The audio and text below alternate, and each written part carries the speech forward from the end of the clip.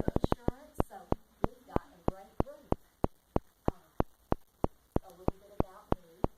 I've been married to Hank for 37 years.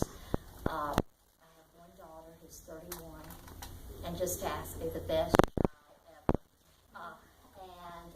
I grew up in South Georgia. I'm a graduate of Wesleyan. I've been at the Mentors Project. January will be 15 years. Before that, I worked at Food Facts for 8 and a children's home for 10. So I've been around the block a few times. My favorite color is pink. I love to eat chocolate. I don't eat meat. I love to read, and I want a book in my hands. I'm not into the reading on the Kindle or the iPad. I love the beach, and I love to swim, and I love to lay in the sun. So that's a little bit about me. I think I want to paint a picture of spending time with a young man. Yesterday, Mary Lane and I went to school to be sure he was there. And he was there. And I said, "Where are you going to be tonight?" And he says, "Well, I think I'm going to be on Flamingo Street, but I don't know the address." And I said, "Well, text me or something when you get there." Well, it got to be 5:20, and I was in a meeting. High school gets out at 2:30. So I knew something was wrong. So they were going over all these statistics. They'd been doing it for an hour and 20 minutes, and I said, "These aren't statistics, these are children. I have got to go. Y'all are giving me a headache." I said, "We need to be singing about the children, not going over all this." So I said, "I've got to go find this child." And my friend Vicki Scott, assistant superintendent in Big County, she moved to is president of Legacy Builders, which is a nonprofit out of East Macon where she grew up. So she followed me out and she said, "Take this young man this $20. So anyway, it's getting to be dark by then, and I'm going out up and down Flamingo Street in South Macon. Not anywhere. Anyway, I'm in the hood every day. I like to be in the hood when I sort of know where I'm going, not when I don't have a clue. And so finally I got his mentor. He said, "Well, you can try this one number." Well, I tried the number 3 times, and God was so good because on the 3rd time, she was at work, shouldn't have been answering her phone, and I said, "Well, I can't find him." She says, "Well, it's over at the in-town suites." Well, I said, "You tell him to be looking for me. I am coming to get him." She was not going to be off work until 7:30. Have to catch a ride home or a cab or walk or whatever. And he was over at that motel. Well, when he saw my beat-up SUV, he was like running out the door to get in my car. And I said, "Where is the baby?" And he said, "Well, he has another grandmother because he has a different dad. So he's with that grandmother." Because I thought, "Oh my God, we're going to have to carry this baby till I get over to Baby Depot at Burlington or Walmart without a car seat," which I knew was against the law. But rather than leaving those children at that hotel where there had just been a shooting the week before, I would have taken them without a car seat. So I was so thankful that that baby was not there, and I did not have to break the law and drive that baby with no car seat. So I got him in the car, and I said, and he said, "Well, I hope I can get a ride with this homegirl or this cousin or whatever." So I knew it was a mess. So my friend had given me money to give to him. But as a nonprofit director, I never deal in cash. Just always remember that. I always have a paper trail. So I gave him that $20, and he took his picture, and he sent a text message to my friend that had given it to him, Vicki Scott, with a thank you note, so she knew that he had gotten that money. But I knew he might need to catch a cab or a bus to school today. So we went to eat. And we were sort of just hanging out because I did not want to leave him at that motel room till his mom got back. And he had been staying at the in-town suites with his aunt so that he could get to school at Central, because he really thought he would be more successful at Central than somewhere else. So now his mother's moved out to South Macon, and that school district is Rutland. And In-Town Suites is Southwest. And now he's trying to get to Central every day. His aunt that had raised him was locked up last week. The street committee says it's self-defense. When you don't tell the truth to officers, it doesn't matter what it was. You're going down for obstruction of justice. I didn't ask him what had happened. I didn't know that. I just told him, you've never had a record. You can't have a record now. When Mary Lane and I talked to him, I told him, and then I reiterated it several times last night. I said, whatever they ask you, you tell the truth. Now, it sounds like I'm a jailhouse lawyer and run a daycare. No, it's just all about children. This is a 24-hour heart connection. It's not an 8 to 5, 9 to 5 banker's job. No disrespect to bankers.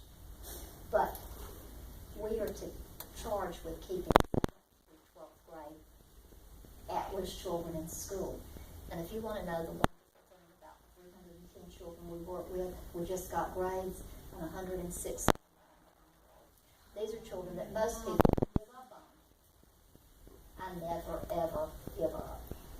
I always tell children, if you tell me the truth, if you murdered somebody, I'm going to hang with you. But when you lie to me the first time, we're going down to Okmulgee together, because then they burn bridges for other young people that are going to come behind them. Because if I put my neck out to make a way for them and they don't tell the truth, and I tell somebody something in good faith that I think is the truth, which in turn isn't, that just burns bridges.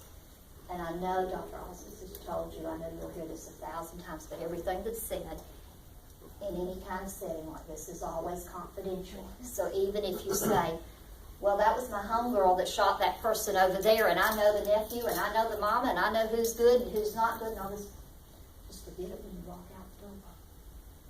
You'll get into more trouble by running your mouth about what you think you might have heard.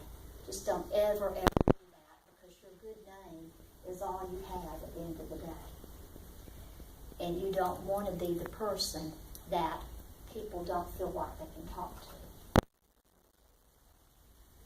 And sometimes you don't ask questions because you don't want to know the answers. If law enforcement comes and says what's going on at so-and-so's house or what's going on here or there, well, I can't tell them because I didn't ask. Now, if I see it with my own eyes, of course I have to answer. Of course I have to tell the truth. Working in human services, working at a school and a daycare, we're all mandated reporters. And you always err on the side of caution. It doesn't matter if somebody gets angry with you for making a report. That might save a child's life. And too often lately we've heard in the news about children that were left in homes that shouldn't be. And when the autopsies are performed, they've had years worth of abuse and their little bodies couldn't take any more.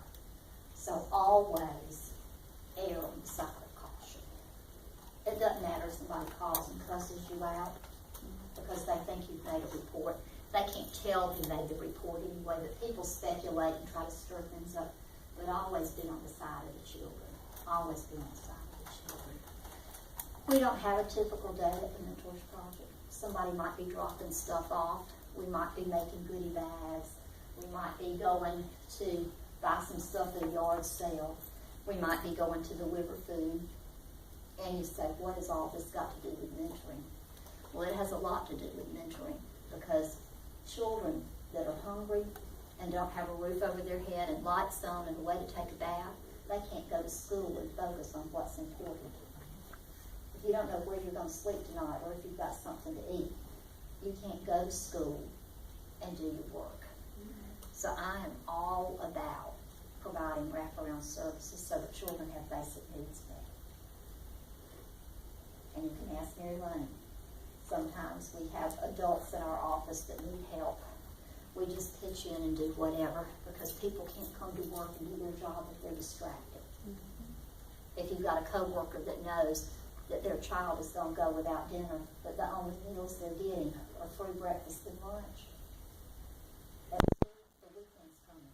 There was a week out in October for fall break. November, Thanksgiving's a week out. 3 weeks out at Christmas. I've got my food drive list for y'all to take wherever you go. I need you to do it. We need food. We need children to feel like they are valuable and that they're appreciated and they deserve to go to bed with a full stomach. Lots of people in this town do food, but at Loaves and Fishes or at Making Outreach or Salvation Army, it's only every 90 days that you can get a food box. Several of the agencies that used to give food have cut that out. They're not giving food boxes anymore. And I just think that children in America deserve to eat. I'm real passionate about that. We provide wraparound services that some other mentoring agencies don't provide. We do school uniforms. We do school supplies. We do a summer program trip to a university, and then we go to a fun place. Some years it's Six Flags, and we do Atlanta, or some years it's Wild Adventures, and we go to Valdosta State University, or ABAC, or Wiregrass.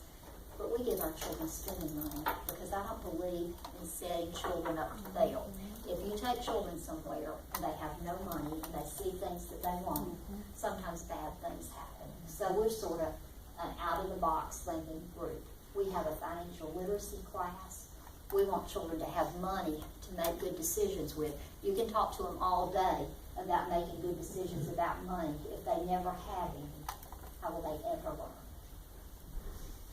We do community service projects down at Loaves and Fishes. We do a spring break cookout. We do a Christmas party for the homeless, which this year is going to be December 16th, the first children that are always on the receiving end of the free school supplies, the used coat, the box of food. They will push you out of the way to serve a bowl of soup to a homeless person because they want the opportunity to give back. They want to be able to hand somebody a hot meal. So I think it's so important that the children learn to give back. So when I came to the Mentors Project in January of 2000, I wrote community service into the curriculum. And I was so happy when a consultant from another nonprofit was visiting all the high schools and asked all 8,000 high school students that they met with, who does community service in this town? What groups? She said over and over, they raised their hand and said the Mentors Project.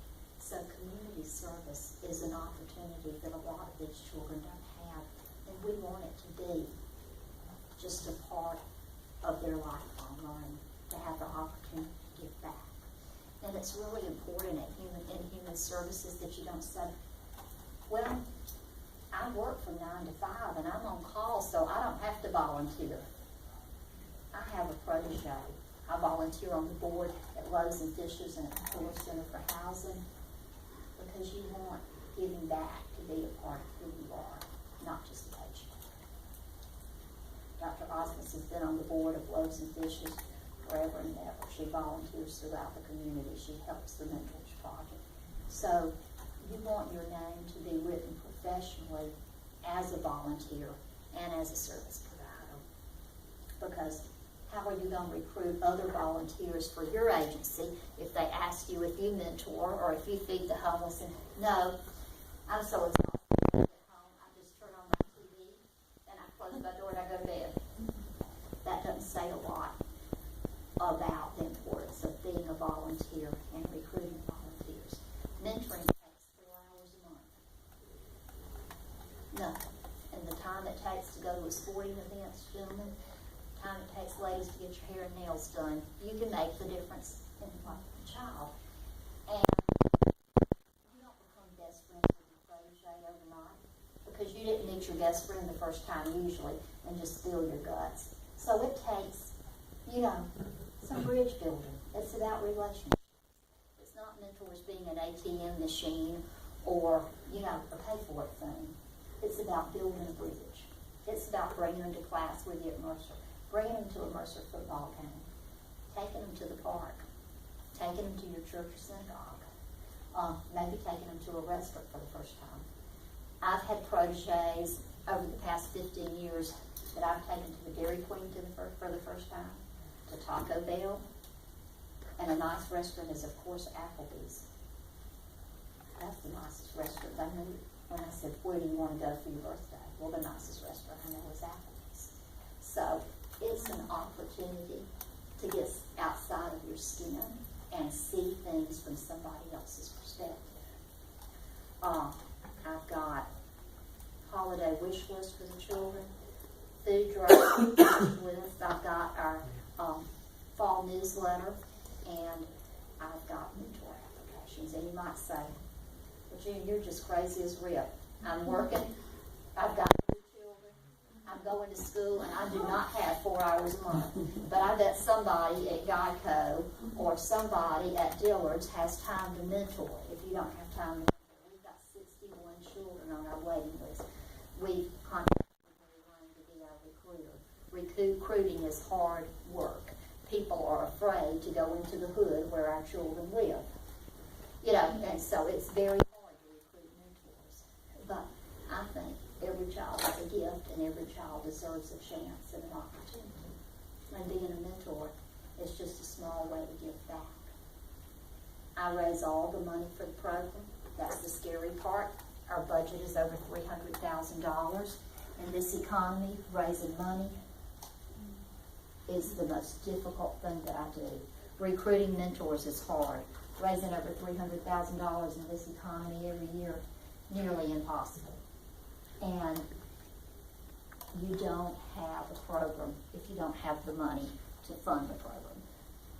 Dr. Smith is gracious and kind. He and the school board, they give us free office space at the Board of Education and free utilities, and that's a huge gift.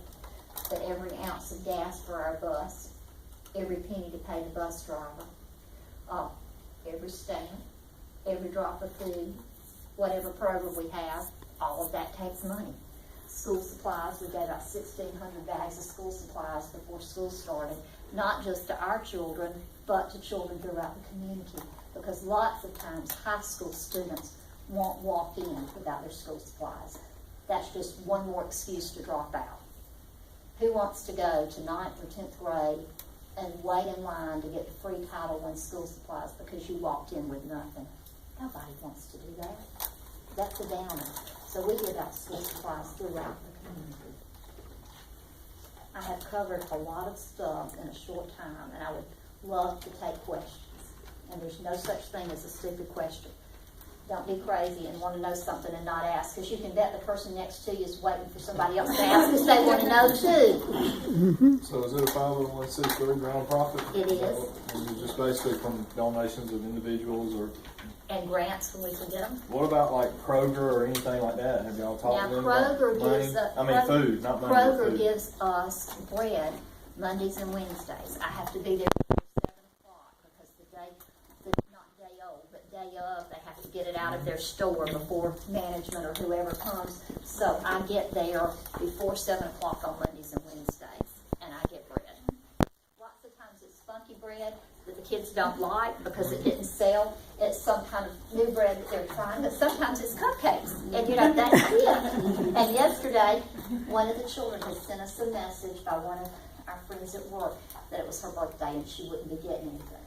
So those Kroger cupcakes that I had just picked up, and I do not go to yard sales for myself. If I have something to pass on, I pass it on. But a doctor across the street from where I live, his wife had a yard sale.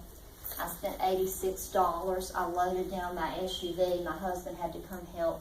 It was the most glorious thing, y'all. I got 8 brand new green Christmas wreaths, nothing on it. We've got a friend who's a floral designer who's volunteering, and bright and early this morning I went to Walmart and I spent $35.67. So for $52, we got 8 beautiful Christmas wreaths that we're going to give our children. And lots of them don't have much holiday color in their lives, so this is going to make them really happy. We applaud academic excellence.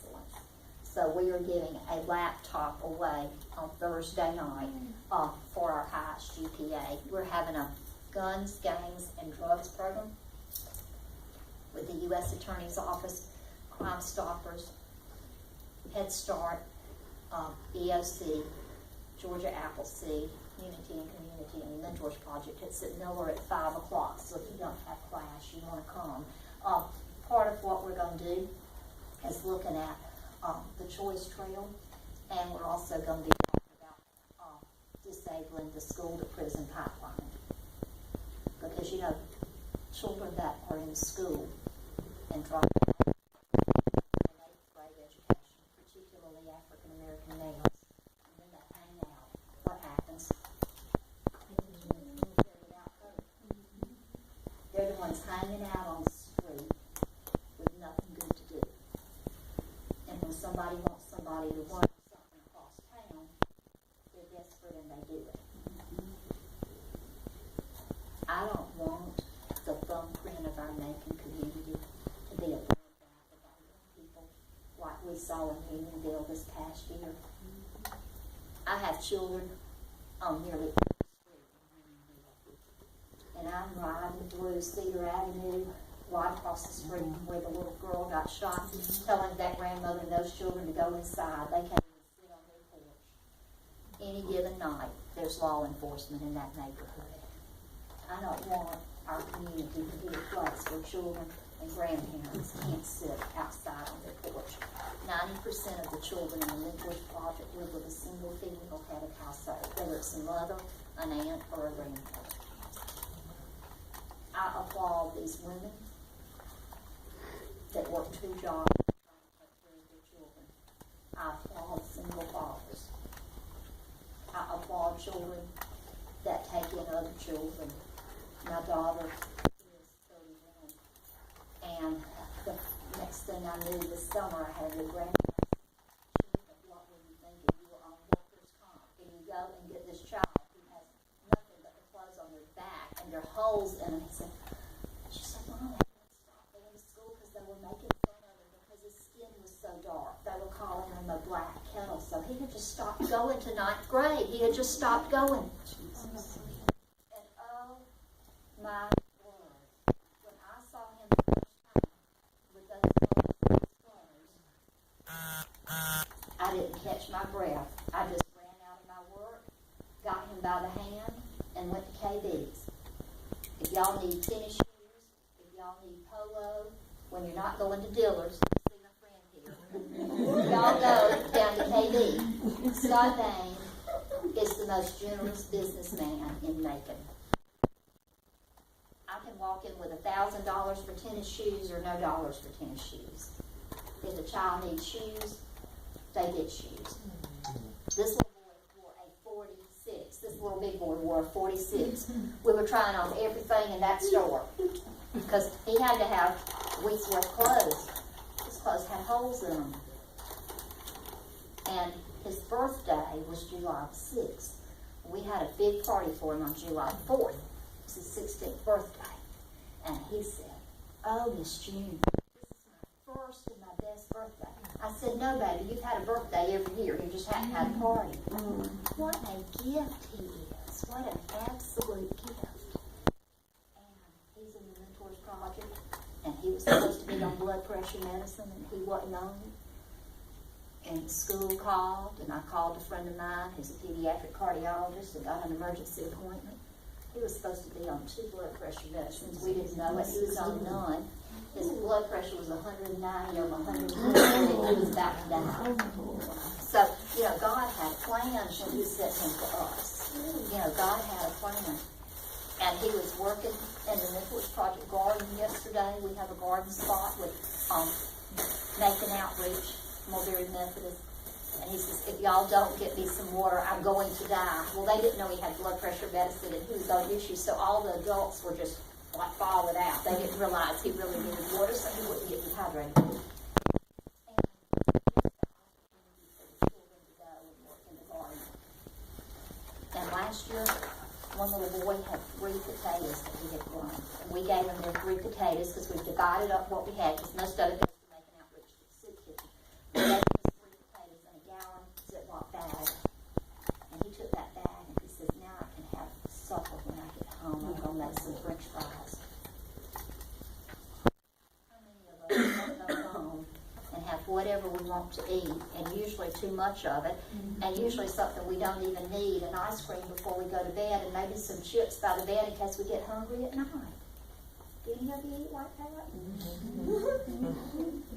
You know, you don't think a thing about going in the kitchen and having a potato to peel. If you haven't seen the documentary Room at the Table, it's on YouTube. And I always say children can't focus when they're hungry. This little girl talks about being so hungry and looking at her teacher and thinking that she's a banana and going to sleep because she's so hungry, because she's looking at that teacher in this Room at the Table, and talks about how the government has made money available, but big business, corporations have figured out how to get this money, and mom and pop farmers have been run out of business. And I'm from South Georgia, and all my friends, families that had big farms, when I was growing up, there's a Dollar General where the big barn used to be. And I'm happy that now it has a Dollar General. I wish that big barn was still there. People were still, we had a gin mill. You know, we had all this stuff going on. That's not agricultural town, but that's not going on anymore because we don't have any farms. Yes, darling. What was the YouTube? Room at the Table. Thank you. And it's just about an hour-long documentary, and you do want to see it if you haven't already seen it. Okay. Miller Middle School at 5 o'clock, and it's right here. Youth for targeting drugs, guns, and gangs. I don't believe in like telling the children what we're going to do. We're going to ask the children what we need to do to help them. And I've got all sorts of people coming to help us do that. I've got my food list. I've got my mentor applications. If you're not going to be a mentor, you're going to find one for us. We've got our holiday wish list. I've got business cards. I know you all want to send a check, a money order. You know, you can bring cash by the office. Even though I don't like to deal with cash, my administrator Tiffany will be glad to take it. And if your office usually exchanges gifts or goes out for a holiday meal, say this year, let it be all about children. Miss Godco is there? Because I spend so much money in that store, and I have been asking them to do an event for my children. They have not, so you're going to be the one that makes it happen. Because Miss Diane, she knows I get so mad because I'll say, this much money, and he won't give a $60 gift for the bowl-a-thon? I mean, I get fighting mad. So I think you're going to be the great avenue. And you know, sometimes in Macon, like everywhere else, I may not know exactly who I need to know, but you know, usually you're 3 people away from who you need to know. Mm-hmm. So now through Power, I've met her. Now she's going to go to the manager at Dillard's. And I've got all these children that always have these open space heaters that are burning up. I'm going to call my new friend here. Because, you know, you see more fires in the winter in Macon, Georgia. People trying to keep warm. $800 heating bills last winter because they didn't have adequate insulation. And they were trying to keep warm, and school was out, and children were hungry and cold.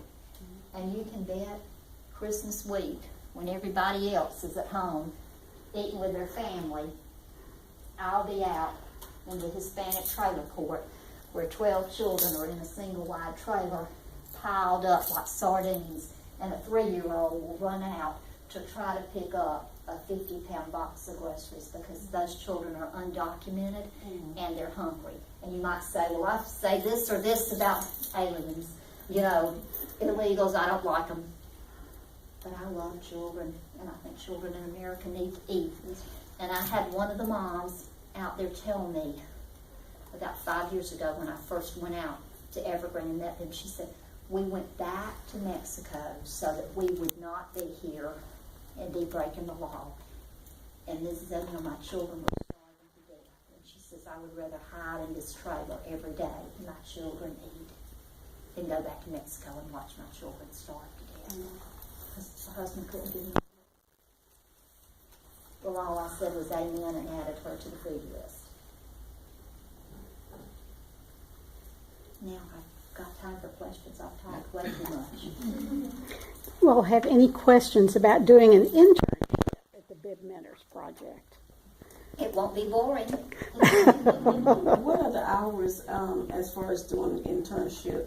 Or is there weekend hours? Yes, we're very flexible. And like, my work day yesterday was from 6:45 a.m. to 7:35 when I took that little boy back to the hotel. Today, I went to work at 7. I'll get off when I leave here. So my hours are very flexible. You can always mentor on the weekends. We always have something going on, so we're flexible for internships. And part of what you do as an intern is become a mentor for a child. Is that much different from doing it when you're with the Big Sister program? Well, they do kindergarten through 6th grade, and we love them. Diana Glentz is my friend, the executive director. We do 7th through 12th grade. Okay. So we just try to. That's a bit more down my alley because it didn't work out for me as far as the Big Sister program because I had someone who was young and I just couldn't really relate to them. So I would really like to try doing it with you guys. Great, we'd love to have you. Applications are right there. I can just throw in from a recruitment standpoint because that's my role is to get mentors so our students have someone, a one-on-one person they can call. I know that even 4 hours is a big commitment, but my family has chosen to make it something that we do as a family. So when I fill out my application, my protocol